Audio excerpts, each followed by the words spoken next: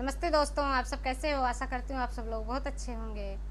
मैं एक देवी गीत सुनाने जा रही हूँ। आप लोगों को जैसे लगे कमेंट करके ज़रूर बताइएगा। नव दिन के पूरा भइल फेरा है, दुर्गा मैया लैला बसेरा। नव दिन के पूरा भइल फेरा है, दुर्गा मैया लैला बसेरा। लैला बसेरा मैया लैला बसेरा, लैला बसेरा मैया लैला बसेरा। 9 दिन के पूरा भइल फेरा हे, दुर्गा मैया लैला बसेरा।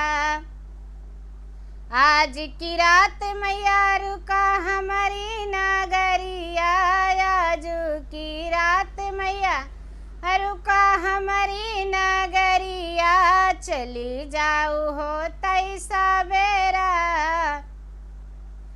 चली जाऊ हो तई सवेरा हे, दुर्गा मैया लैला बसेरा।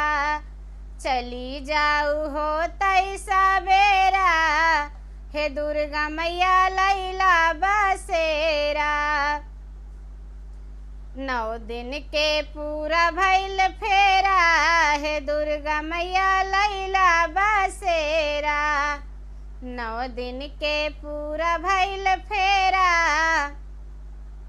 हे, दुर्गा मैया लैला बसेरा।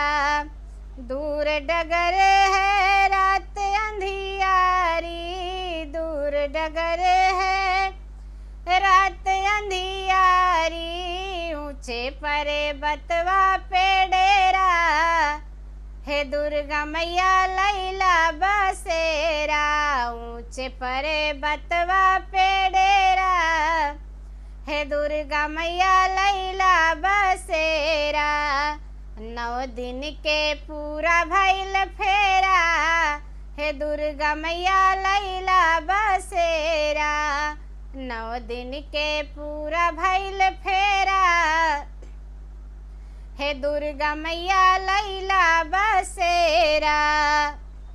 निमिया के डार मैया डाल देबे झूलनवा, निमिया की डार मैया डाल देबे झूलनवा।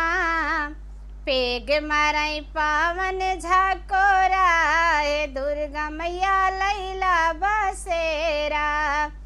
पेग मारई पावन झकोरा हे, दुर्गा मैया लैला बसेरा।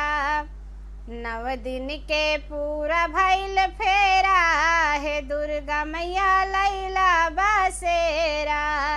9 दिन के पूरा भइल फेरा हे, दुर्गा मैया लैला बसेरा। तोहका दिए कि मैया नयना जुड़ाने, तोहका दिए कि मैया नयना जुड़ाने।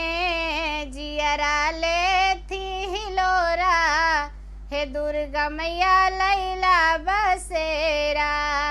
जियरा ले थी हिलोरा हे, दुर्गा मैया लैला बसेरा।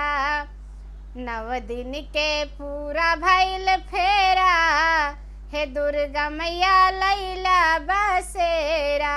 9 दिन के पूरा भइल फेरा हे, दुर्गा मैया लैला बसेरा। जाई के मैया हमारी सुध न बिसरू, जाई के मैया हमारी सुध न बिसरू। जल्दी से फेरा, जल्दी से फेरा लगैहा हे, दुर्गा मैया लैला बसेरा। जल्दी से फेर चली आइहा हे, दुर्गा मैया लैला बसेरा। 9 दिन के पूरा भइल फेरा हे, दुर्गा मैया लैला बसेरा। 9 दिन के पूरा भइल फेरा हे, दुर्गा मैया लैला बसेरा।